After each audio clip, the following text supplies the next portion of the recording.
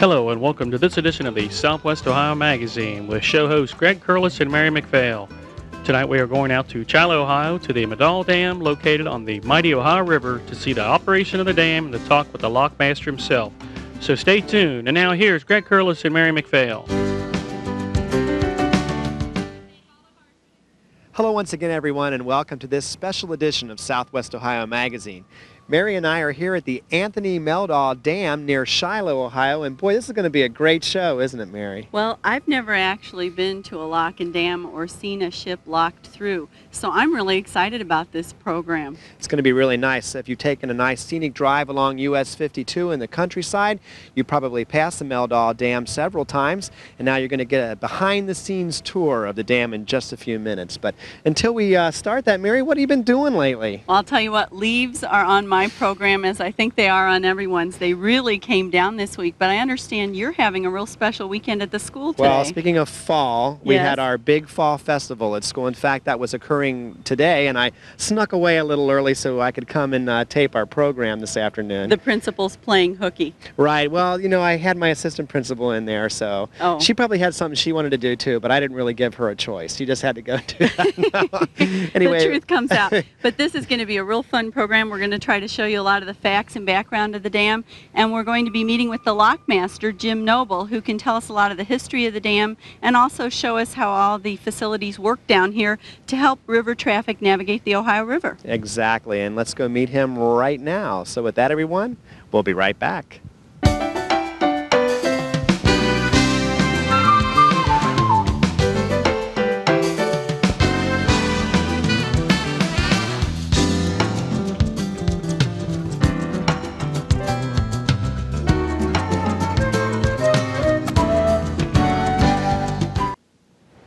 Gregg and I are here with Jim Noble, the Lockmaster of the Meldahl Locks and Dam, and believe it or not, we are standing right now on the highest point of the dam, and we are really high in the air, Gregg. It sure seems like it, Mary. We're, in fact, in a little area where there's nothing actually below us. I don't want to say that too much because Mary was a little scared of that earlier. Well, yeah, I do have a little problem with height, but I feel very brave. I'm actually here and with the Lockmaster protecting us. Welcome to the program, Jim.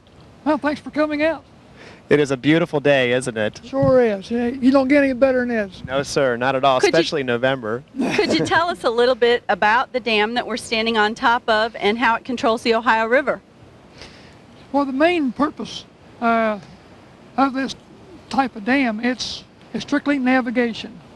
Most people, when they hear the word dam, the first thing that comes in their mind is flood control. And that is not our mission. We're strictly navigation.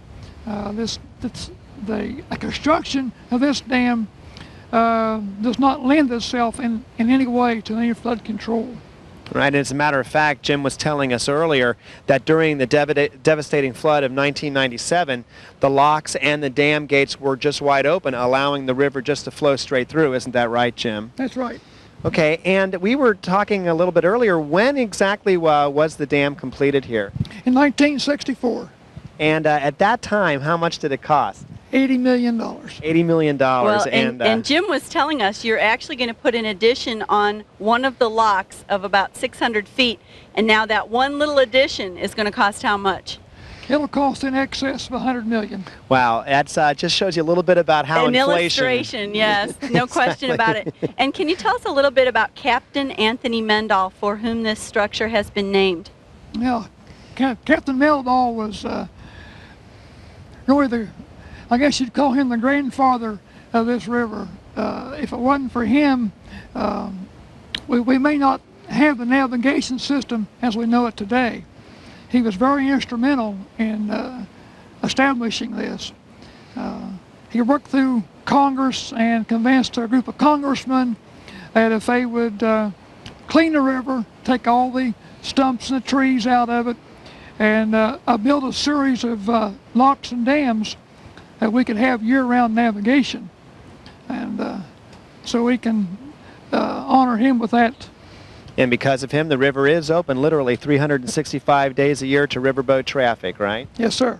And as a matter of fact, and Mike might be able to get a good shot of this, over here behind us, you can see several barges that are waiting to be locked through right now in the large, is that a 1,200-foot long lock, Jim? Yes. Okay, and they're just barely big enough to fit in. We have some footage of that we're showing, that where the barge comes in, and there isn't much room on either side, is there? No, sir. The chamber itself is 110 feet wide and 1,200 feet long, and the standard tow that comes through is 105 feet wide. So that's tight, Gregg. There's about 2.5 feet then of clearance on either side of the width of those barges. These people would have done really well on their parallel parking test. I would imagine they would have, Mary. Well, the nice part too, Jim, you were talking about the history of the dam system on the Ohio River, and what I was impressed with in the background material that I was reading was that prior to the construction of the series of dams and locks on the river, there were actually periods of the year that the Ohio was wadeable and that there could be absolutely no navigable traffic prior to the Civil War and then into the 20th century until construction was completed. That's right. But there was many places where you can actually walk across the river. Right. And to kind of talk a little bit about the history of the dams and locks along the Ohio River, Jim, this dam, you said, at one time, how many dams were there along the Ohio? There was close to about 50 dams on the Ohio River at one time. And in the early 60s, when this dam was completed, because it was so massive, it actually replaced how many of those dams? This one project here took out 4 of the old Wicket dams. So I guess when that was completed and the whole system was done, I bet those riverboat captains thought it was a breeze coming up and down the river then, didn't they? Well, sure. Up until that time, their barges, or their tow length was actually close to 1,100 feet long. And they was trying to get through a 600-foot long chamber. So they had to break every tow in half. And they had to be brought through in two sections. So that was very, very time consuming. Some of our viewers may know that just a little bit upstream here, there was an old dam at Shiloh, and there also was one down in New Richmond. So in the area, the viewing area here for coaxial, there has actually been 2 of those dams. And this was not built over top of an old dam, was it, Jim? No, sir. No. Okay. And I don't know if we mentioned or not earlier, but the project of constructing this dam was actually undertaken by the Army Corps of Engineers, and I believe that they still maintain the dam and the locks today. Yes, sir. That's our navigation mission. Right. And then they also, is that true for every dam up and down the Ohio River? Yes, sir. Okay. Fascinating. Well, and what I found interesting too, as Gregg said, we were watching one of the towboats and barge systems go through the lock, is that the displacement of water is 30 million gallons have to be emptied down to allow that boat to drop 30 feet to exit the other side. That just blows my mind. And that is so much water. And it didn't take much time, did it? Didn't. And Jim, how big are the pipes that pump that water out? Well, there's two pipes coming out here, and they're 16 by 18 feet.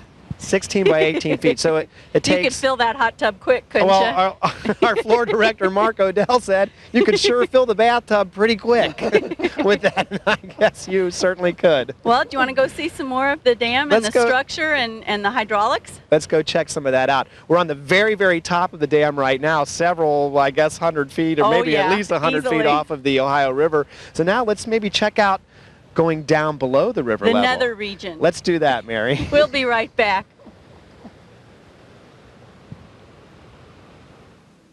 Well, Jim, Mary, and I have traveled way to the other end of the dam, from the very top all the way down to the very bottom. And we're here in one of the access rooms, which actually transports the hydraulic fluid that opens up the 4 main gates of the locks.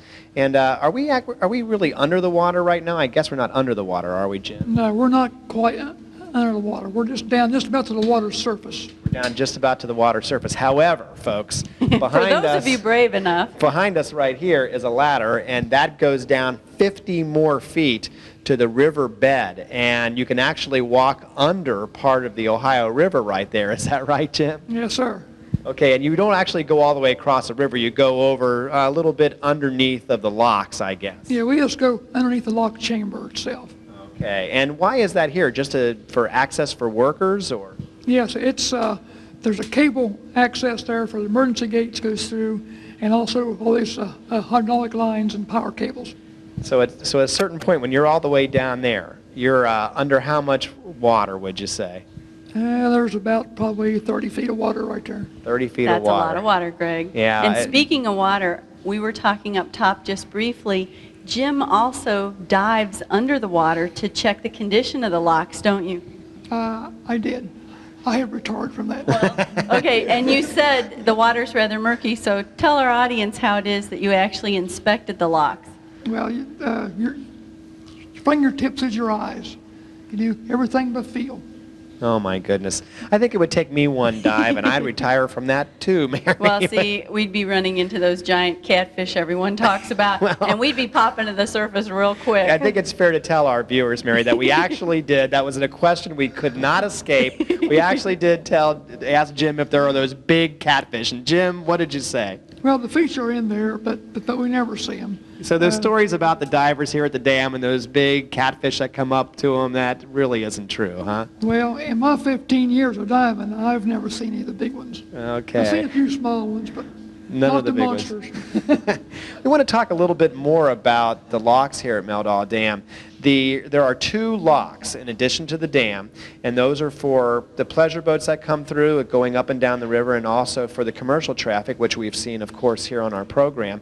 And the big lock is 1,200 feet long, is that right? Yes, it's 1,200 by 110. 1,200 by 110, and the small one is about half of that, or Yeah. 600. Yes, it's 600 by 110. Okay, and because I guess of just the amount of traffic and commercial traffic on the river now, Jim, there are plans to take the smaller lock and actually expand it to 1,200 feet. Yeah, that's in the future. It'll probably be after probably 2010 or 20 that we'll actually start construction. And that's going to be a series of construction jobs all up and down the river on all of our projects. Well, and we were talking earlier, Jim, as well, about the fact that, we have the hydraulic power right now. There is also the possibility that this will add hydroelectric power similar to the Markland Dam. Is that correct? We do have plans for some hydro facility here. Hopefully in the next 5 years or so we should see some construction. I think that would be wonderful. Will those, will the Corps operate that, or will that maybe be Synergy involved in that somewhat? It'll be a private industry do this, so we really won't have any control over the hydro facilities. Okay. It just brings one more element to this facility. And again, if you have a group that wants to tour, we'll give that information at the end of the segments. Right. It's a fascinating place, Marianne. A lot of groups I know would like to come here. So let's check out a few more things. Yeah, we'll be right back.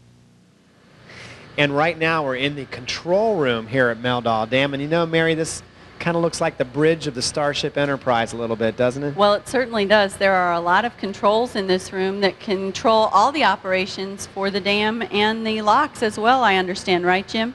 Yes, this is where all the incoming power comes, and then it's sent out from here to different locations. Now, the people who actually help assist in the vessels locking through, they don't have to stand up here and do that, right? They go to a different area to turn the valves and so on? Yes, all that operation is done outside. Right. Okay, is that what some of those little buildings are that we see out there? Yes, sir. Okay. Well, also in the room adjacent to us is where all the pumps are located that operate the hydraulic fluid, right, Jim? You're right. It gets a little noisy in there, but if you want to take a walk back, we can.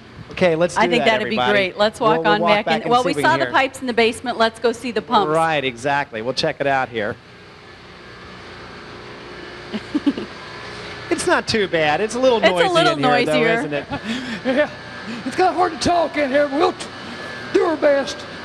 Okay, and as you can see, located behind us are all of the pumps that operate the hydraulic fluid. And how much hydraulic fluid is in this system, Jim, would you say? Oh, there's roughly about 5,000 gallon of oil. Wow. And that's a lot of power. That's a lot of power. How often does that have to be changed?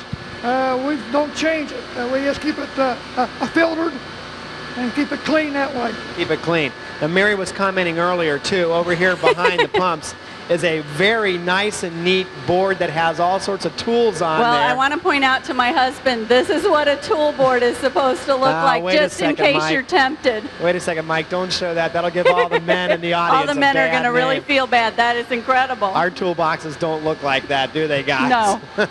And this machine over here, Jim, is actually a backup generator. Is that correct? Yes, sir. And this can operate the lock system in the event of a power failure. Yes. And does that looks like that could generate a few kilowatts of electricity, huh? Yeah, we can just operate the locks alone with that. And it does. Luckily, we don't have good too often. I was going to say, yeah. how many times have you ever had to actually use that? Oh, we might average maybe twice a year. That's not too bad. Now, does this kick on automatically in the event of a power failure, or does somebody have to manually turn that on? We have to turn this on ourselves. Okay. All right. Pretty This is really interesting. It's fascinating. And it's a little loud in here, but I think it can give our audience an idea of the power that goes behind the operation of these huge gates and the huge dam shelving units that actually allow the water to pass downriver. Right, exactly. Well, we're going to go ahead and take a look back down in the main entrance to Meldahl Dam right now and check out some of the interesting artifacts that Jim has on display down there about some dams from the past. There goes the toot. That's our signal, and we'll be right back. Gregg and I are here now in the main lobby of the administration building for the Meldahl Dam. And Jim, I'd like to ask you a little bit about the amount of traffic that actually proceeds through this facility in the course of a year. We'll put through about 5,500 tows in the course of a year. And during the summer months, we'll do about 6,000 pleasure craft.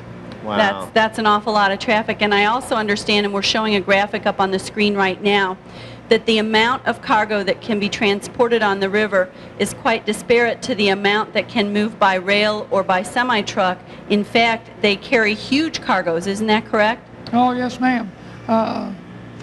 River traffic is the cheapest form of transportation that we have. And I can tell you what, just as our viewers can see from looking at the graphic that was up on the screen, there are way too many semi-trucks on the roads right now, and you can see how many more would be on our highways if it weren't for river barge traffic. So at least we can be very thankful for that, can't we? Sure can. Makes a difference. And also, as long as we're here in the administration building, for any church group, brownie troop, Boy Scouts, Girl Scouts, or just if you have a group of families in your neighborhood that would like to come down to the Meldahl Dam and take a tour, they can call your office, is that correct, Jim, and make an appointment? Oh, yes, we'd be glad to give tours. And it is fascinating. We're having a great time, and there is really a lot to this facility. The camera shots that you've seen throughout the show give you some objective of the size of the facility, but to actually be here standing and looking at the buildings, the size of each of the dam gates, it's amazing, isn't it? Very impressive, very impressive. And while we're here in the lobby, Jim, we have some artifacts that we want to kind of talk about the river from days gone by. And we have over there, is that a mooring dock? How does that work? Well, that's actually a hand-powered capstan winch that would have set on one of the old steamboats, and it'd take two men to crank that thing around, and that's how they would tighten the barges up to the boat. To the locks. Now, that's interesting. Or the barges to each other then as they're going down the river. That's amazing. And is this brass right here? That's a bronze propeller. A bronze propeller. Now, that's a small propeller, actually. That's off one of our workboats. That's off of one of the workboats. Now, so actually the tugs that go through here would have larger propellers than this? Oh, yes. That's amazing. I'll tell you what, though, that would power any boat I could imagine. I could ski behind that. Remember that boat that we did at the Travel, Sport, and Boat Show? We should put that on that little yellow boat. Mary, remember that? I've got news for you. Boy, would we move or what? I've got news for you. That was the boat size. Right under the water. That was the size of that boat at the travel Wishful thinking. Well, this is fascinating right here, too, and there are some pictures of this actually above here on the ceiling. This is part of the old lock and dam system that we were talking about earlier, Mary, that was along the Ohio River prior to the construction of these modern dams that we have right now, and it was a wicket system. And this is pretty interesting as you're looking at a picture right now. Boats, or special boats, would actually come along, isn't that right, Jim, and actually put clips and pull these things up off of the riverbed. Yes, we would have to work off of the front of the what we call a maneuver boat, which is actually a steam-powered derrick boat. And we had long hooks, so we'd drop over the side, and we would have to fish around and actually find these wickets. And once we hooked them, then the crane operator would pick them up and set them. I bet after a while you could get pretty used to feeling where those were, and because you're actually hooking, and Mike can swing over to here, you were actually hooking onto this part right here, is that right? Yes. It finally, once you get used to doing this, it's just like a sweet spot on your golf club. You just know where to drop that hook, and it just goes right into the handhold. What I'm amazed at is in one generation of technology, we've come from the wooden wicket and the maneuverable boat to pick them up to this incredible facility that is the technology. And now you said there's actually a dam upriver that's completely computer operated with a mouse. Is that true? Oh yeah, it's the latest technology that we have, and one person can operate it, and he just sits there and just points and clicks with a mouse and walks the boats. For a second there, I thought you said, Mary, like Mickey Mouse. A Mickey Mouse? No, you meant computer mouse. Well, no, the McMickey Mouse, if there were any, would have been down in the tunnel, but we did not see any. It was a very clean tunnel. You were looking, too. We were looking. I would have been very aware of that. Jim, you actually started your career on one of these wicket-type dams. Is that correct? Yes, I did. All right. Were you out of the people who were out there on the boat fishing around for that? Yeah, I've done my share of hooking wickets. Okay. Say that 4 times fast. No way. I couldn't say it 4 times fast. Well, we're going to move back here because we have another artifact that we'd like, and we like this. This reminds Greg and I both of the Jules Verne movie, Voyages to the Bottom of the Sea and everything. Tell us a little bit about what we're looking at here. Well, this is one of the old diving helmets that we used to use up until the probably the early 70s. We quit using this type of hat. We still use a surface air supplied helmet, but it's a little lighter weight than what this is. Well, yeah, and you said this weighs approximately 50 pounds, and that the suit, which was made of a combination of rubber and canvas, you would actually, Greg, if you want to point to it, remove the brass collar around the outside of the shoulders, slip the edge of your outfit under there, and then reclamp it to make it watertight. Is that correct? Yes. I'll tell you what, you wouldn't want to walk to Kmart with this, so that thing must be pretty heavy, isn't it? Well, the hat itself is about 50 pounds, and by the time you get the extra lead weight and the lead shoes, average size guy like me would probably weigh about 250, 300 pounds. See, here's what the real story is. You could go into sumo wrestling with this on. Here's what the real story is. You start putting all this stuff on and you go down there.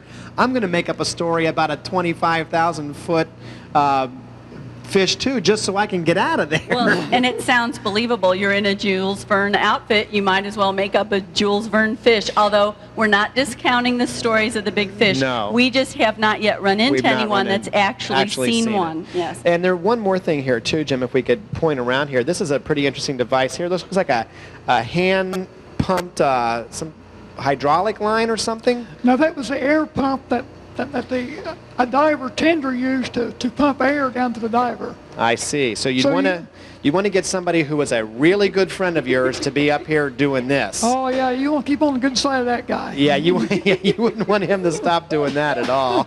Not at all. That's true, Greg. No arguments here, boy. No. If you're pumping the air to my suit, I'm your best buddy, you know.